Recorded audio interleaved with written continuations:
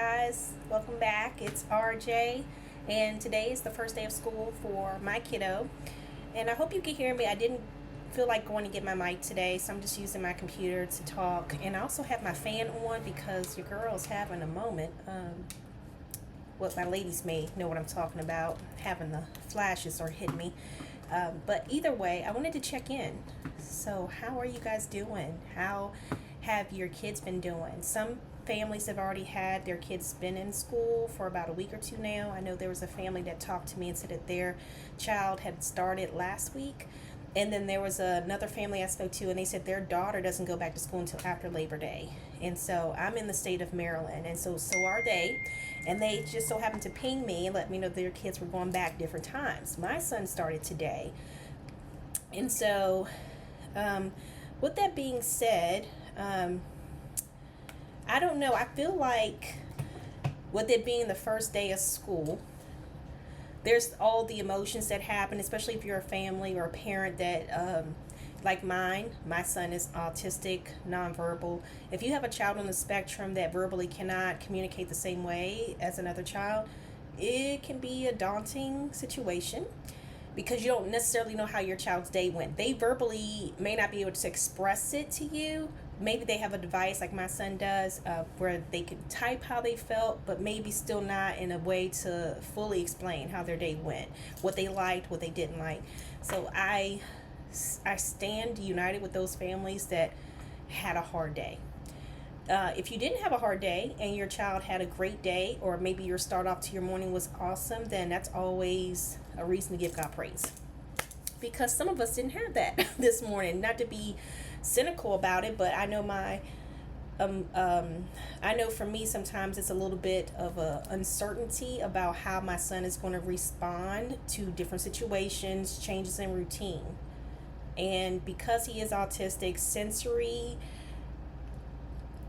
aspects of his life as an autistic kiddo can very much be challenging for him. New places, going back to school. He's not been in school. He didn't do extended school year program, ESY, or what some people would call summer school. He didn't do that. We gave him the summer school month off, or 2 months off. With that change in the routine, it depends on how he would respond. But since our son is going to a new school, it's not the same. So with Gabriel, I just didn't know what to expect this morning, but he was happy. He slept great. He woke up happy, and I had been telling him the whole week, guess what's coming up on Monday? And I kept showing him his schedule. In his room, I have a schedule laid out for him in multiple areas of his room, but one of them is for him to be able to know what's coming up on the week ahead, the day of, the weekend of, whatever. And so I said, this weekend we're going to do these things and have a good time. Monday though, or Sunday night, we're going to start to, get ready for bed, because the next day, and I showed him a school bus, and the school, it's like a picture of a school, and then there's a bus next to it, and then there's me and him. And so I was like, we're going to go to school, and you're probably going to see the school buses. I wanted him to know that he's not a school bus kid. He does get taken to school, so I do drop him off, pick him up. So, but I still wanted him to know that that's something he's going to get used to seeing again, because during the summer he didn't really see school buses, but now that is happening. I want to say that there was a video that I did, and I did not post it. I had every intentions of posting it, but y'all, if you've never done a YouTube video or never had to edit, and once you get into YouTube, really get into it, I know some people can make a video like the drop of a hat, but it might not be scripted the same way as another video. It's just a lot of work. And sometimes it's a lot of work for me especially when I'm doing things. Like I said, when I have my son with me, he gets all my attention, all my time. We do a lot of things together. And because this week was the beginning of the school season, of course, prepping for school supplies, double checking his bag, because he also has medical supplies that goes with the school, had to make sure I had that packed and ready, and then just trying to make sure he's aware that this change is coming up. So as I expected, possibly he might have a challenging time right this morning, but he didn't have that. Now, that said, to make things a little easier on the teacher, I'm going to tell you what I did. So yesterday I was on the phone with my girl Javon. And as I'm talking to her, I'm typing up this getting to know me. So I went on my computer and I just went into Word, created a document with fun shapes and colors, and I'll try to show you what it looked like. Maybe, I don't know if I can do it on my current computer, but it just says getting to know me, and then it says Gabriel, and it has his last name. And then it also has a picture of him on the left-hand corner of the picture of the paper, and then the middle part says the things he likes, the things he doesn't like, things he needs help with, such as when it comes to eating, toileting, sensory things for her to know in case she's like, Gabriel's doing this thing, but I don't know what it is, and he's not using his device to tell me. She would know what to expect. I'm like, okay, if Gabriel gets this, like, let's say he's drinking something, right?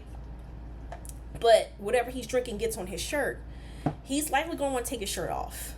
So to prepare her for that, I put in there, if Gabriel has an issue with whatever he's wearing, clothes-wise, please go into his locker or wherever you guys put his extra clothing items and just change it and throw that bag into, whatever, into his book bag. So I gave her, and then I had another page, which was a from mom to teacher note. And it really was like a 3-page letter. But it was more so for me explaining to her about who Gabe is, what his family dynamic is with me, his mom when he lives with me. And I wanted her to understand that it's Team Gabe. So if she needs something, to let us know. It's not a problem for me to drop off extra tissues, Lysol wipes, which I did today. Things that he might need for school, such as I dropped off his headphones today. He has 2 sets of headphones. One's his noise cancellation headphones. Another one is a plug-in, so he can use it at a computer station and listen. I dropped off, of course, the school supply list that they said he would need. I just dropped off all that stuff, right? So I wanted to make sure he was prepared. And I wanted her to know my emergency contact information, so I also jotted that down. And I jotted down what his allergies were. So since Gabriel has an allergic reaction to nuts, I wanted her to know that, because even though the school's cafeteria does not serve nuts, the kids are allowed to eat nuts in the school. So because of that, I had to make sure they were extra aware to be cautious of that. And I also wanted her to know that the nurse has his medication with her at this time. I dropped it off. So yeah, and to show you, I really didn't know how she might took it. I was hoping she would have saw it as me trying to help fill in the gap from her working with a child that verbally cannot communicate the same way, never meeting him before, to, oh, thank God this parent thought of something that is beneficial to me as a new teacher to this child. And she did. Like when I flipped open the folder, I was like, this is for you. She was like, for me? And she was looking through the page. She was like, look at these colors. She was like, Mom, that's awesome. And I was like, oh, good. Because I didn't want you to be like, oh, Lord, here comes one of those moms that's like, do. I find, in my opinion, it helpful when someone takes time out of whatever they're doing to try to explain and maybe help out with a situation that may be difficult for them, right? I'm putting myself in her shoes. That's what I was doing. I was putting myself in the shoes of this teacher and trying to make sure that even though we talked on the phone for like 10-15 minutes for her call to me to express, that she was going to be my son's teacher, I still wanted to make sure I thought about how she would feel on the first day. I don't know how many kids she's going to have in her classroom. I wasn't sure if she was going to be able to remember, right, from our conversation of things that I shared with her about my son. So I said, I'm going to take out the worry, if there is any, and share with her the things about Gabriel that makes him unique, the things that may be challenging for him, and the things that she should know about him just as a child, things that he loves to do, ways to help him overcome challenges in school. And so I think I did a good job. I'm going to give myself a pat on the shoulder, on the back for that, because I kept seeing these, I was on Pinterest, and I kept seeing these ideas of how to introduce your child who is autistic nonverbal to a new school, new teacher. And I said, oh, wow, I never thought about it. I should create a document where she can, and it's laminated. Let me go back to say that. It's laminated, so it's not going to get messy, and it's in a folder. And I said, you can keep this for the entire school year and go back to it for reference in case you need to. Also, I attached in that document his communication log that he had with his former school, because with this being the first week and we haven't had our IEP meeting yet, I didn't want her to feel like, how do I communicate with the parents outside of school about how their son's day went? So I showed her what his former communication log looked like so she can have something to go off of. Yeah, first day of school.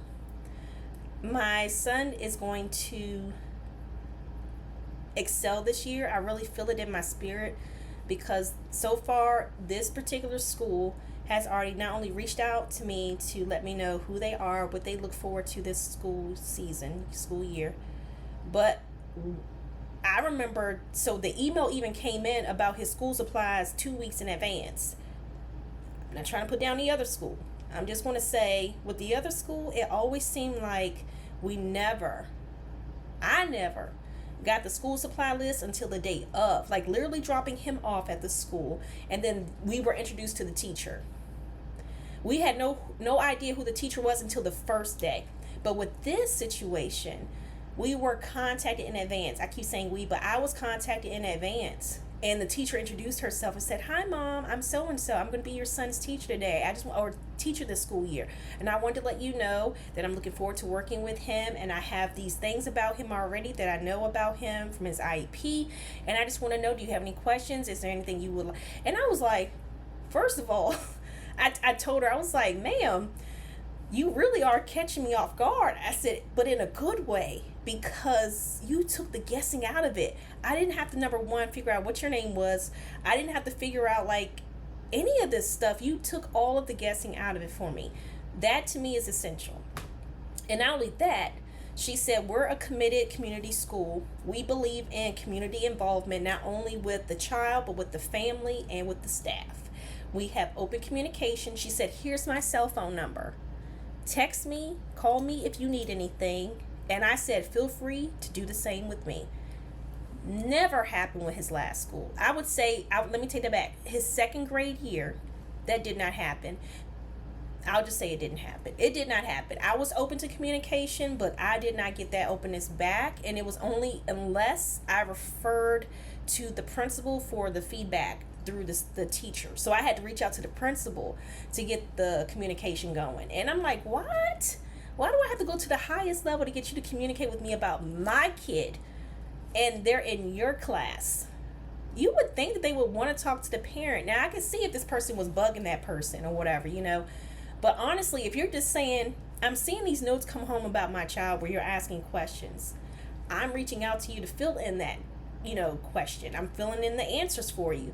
And then you're still not responding back, but you keep sending back the same note every day about my child is not doing this, they're not understanding this, let's have a conversation. So this video, I feel like, is more so gravitated towards my ASD families. If you don't know what ASD is, autism spectrum disordered families. I don't even like the word disordered. I don't like the word disability. I don't like the word intellectually challenged. I don't even like that word either. I don't know. Sometimes I feel different about different words, but I feel like it's a way of life for someone. So I don't feel like you should call it a disorder. You know what I mean? I know it is what it is, but still. Anyway, I just wanted to share that with you guys today. Give hugs and love to those families that maybe had a hard day. Maybe you're homeschooling, so your routine doesn't really change that much because the location is always in the home. Maybe your child is not going to school yet, but they will be, and you're just on pins and needles because they're going to start, after Labor Day. Maybe you're in a place where your child is going to a new school, like my son, and you don't know what to expect. I get that. I just feel like you can only take it one day at a time. Trust me, this morning, some things shocked me. Not the way I thought my morning would have started, but I already woke up with the Lord on my heart, and I said, "Lord God, I give you my day. I know you protect and cover my son." And every day, every single day, not a day goes by when I don't talk about the Lord with Gabriel. Like I say, "Lord," and I say this to Gabriel. I'm like, "Gabriel, what is today?" And, doesn't say it yet, but I say, "Today is the day the Lord has made. We will rejoice and be glad in it." And I say to him, the Lord is your comforter. He is your guide. He is your stronghold. He's your strong tower in a time of need. And I tell him there is no stronghold that can come up against him, that can keep him, shake him, or take him away from the Lord's hand. And I say those things to him because I want him to continually remember that he does not walk this life alone. And that even when mommy is not with him, he's okay. Even when his dad is not with him, he's okay. I want him to walk in faith, walk in light, not in fear. So I come against all things in his name, in the Lord's name for my son. And I told his teachers that. I said, I'm a praying Christian woman. I may not, I fall short. I'm a sinner, okay? When people hear someone say they're a Christian, they automatically think that person's saying they're perfect. They're not saying that. Let me speak for at least the people I know. The people that I know that are Christians that say they're Christian, they're not saying they're perfect, but what they are saying is they strive every single day to be different, and they truly walk with Christ. They are in the place of changing who they are. Like when you get committed to Christ, when you get baptized, when you get dedicated or whatever it is, you're starting over in Christ. And I believe that even so, when a child is dedicated, they can't yet really recognize what it is, but when they become older, hopefully they will be baptized. But I know when I got baptized twice, and I remember each time, the first time I was like in a moment of like, and my best friend was there with me, my bestie, my sister LaShawn, she was there to witness me getting baptized. But times were different back then, right? So, and it's been like a good 5-6 years since that first one. But no, actually it was like a good 10 years since the first one. And then I got rebaptized again at my current church. And I remember I was like, I felt different about myself. So when I say that I'm a Christian and I truly walk in light and faith, I really do. Now, it don't mean that my buttons don't get pushed, because people really can just push your buttons, and people know. I believe there are some people who willingly walk with that desire to cause friction in your life and walk with that purpose of causing unnecessary trauma, toxicity, and disarray. But for those that truly know the Lord and walk in his light and his glory and truly turn themselves over to him every day, knowing that he's the only one that can save them, those are the people that I know, that I trust and believe in, because they show it not only in their actions that they're godly people, but they show it in their words. And so I say that to say that my son, he walks with the Most High God, and the Most High God walks with him. And so, I'm getting a call. Hello? Important message from Baltimore County Public Schools. Press 1 to hear the message. Hold on, guys. Good afternoon, West Family. This is a notice that the Blue Bus 5284 has just departed from Winfield and Moore. Okay. So that was a call from my son's school about the bus that was running late. So apparently there's a bus that just left the school, so they were notifying families that their kids are, I guess, on the way home. Anyway, so I want to remember to share with you all that no matter what your situation is with your child's schooling, whether it's homeschool, going to a private school, a public school, any school, and you have an ASD kiddo, a child that is on the spectrum, a child who has a different capability, whether they can walk on their own or can't, they're deaf, they're not, Rett syndrome, whatever it is, it's a challenge sometimes for us as families to find support and somewhere to rest their head. And I just want you all to know that I too today was feeling a little bit overwhelmed, but I know the Lord is also walking, not just with me, but with all of us. So I wanted to close out by saying that I pray for your children's safety. I pray for their hearts to be kept in the most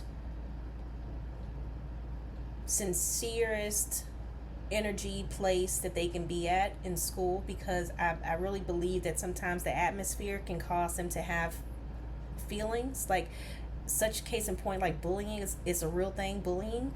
And I pray that your kids don't experience that. I pray that the students that they are in their classes with are respectful, kind, loving, but even if they're not, that they would not cause harm emotionally, physically, or mentally to your children. I speak life over every child, every family that is watching this video, your grandkids, your kids, your cousins, your nieces, your nephews, whoever you are, because truly we are working in this day and age that is something different than I encountered in my school years.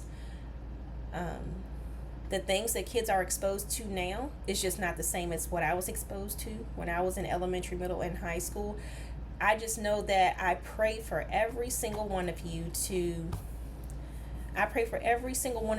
have peace of mind, to be able to be filled with the love of the Lord, that while you're working or doing whatever you're doing in your home or in your space while your kids are away from you, that there's a peace that you have that surpasses all understanding, that can only be given to us by the Most High God. And I also pray that especially for broken families, maybe you don't know how your kid's day went because it's not their time with you, or maybe your child is living somewhere else or having a difficult time expressing to you their emotions. Teenage years can be, whew. I don't have a teenager, but I've been told, I've been seeing things. I just pray no matter what the situation is with your child, your teenager, your preteen, your babies, that you just know that truly when they're out of our sight, out of our peripheral vision, that still the angels walk with them.